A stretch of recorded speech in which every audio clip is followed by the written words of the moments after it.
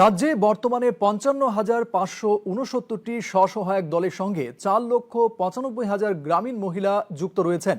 এতে অর্থনৈতিক বুনিয়াদ শক্তিশালী হয়েছে বলেছেন মুখ্যমন্ত্রী ডাক্তার মানিক সাহা। ত্রিপুরা গ্রামীণ জীবিকা মিশনের অন্তর্গত সমৃদ্ধি দ্বিতীয় পর্যায়ের সফলতার নিরিখে আজ বিভিন্ন ব্যাংক এবং লাখপতি দিদিদের পুরস্কার বিতরণী অনুষ্ঠানে একথা বলেন মুখ্যমন্ত্রী। রাজধানীর রবীন্দ্র শতবার্ষিকী ভবনে আয়োজিত অনুষ্ঠানে বক্তব্য রাখতে গিয়ে মুখ্যমন্ত্রী বলেন, রাজ্যের স্বসহায়ক দলগুলোকে এখনো পর্যন্ত ২,৩৮৯ কোটি ব্যাংক ঋণ প্রদান করা হয়েছে।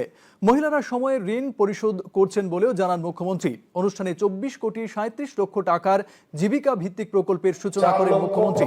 এছাড়া প্রধানমন্ত্রী সুরক্ষা বীমা যোজনা, জীবন জ্যোতি বীমা যোজনার প্রচার কর্মসূচিরও সূচনা করেছেন তিনি। অনুষ্ঠানে ৩ জন লাখপতি দিদি তাদের অভিজ্ঞতার কথা তুলে ধরেন। অনুষ্ঠানে ৮ জন ব্যাংক সখী, ৮টি সেরা ব্লক, ঋণ প্রদানের সেরা হিসেবে ৩টি ব্যাংক এবং 3টি জেলাকে পুরস্কৃত করা হয়েছে।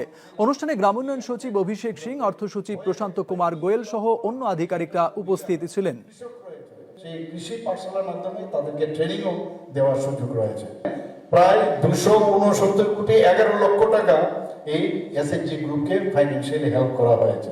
আর ব্যক্তিগত ব্যাংক ঋণের অধীনে যেটা ১৫ কোটি টাকা ছিল, সেখানে ২০ কোটি ৫৮ লক্ষ টাকা বিতরণ করা হয়।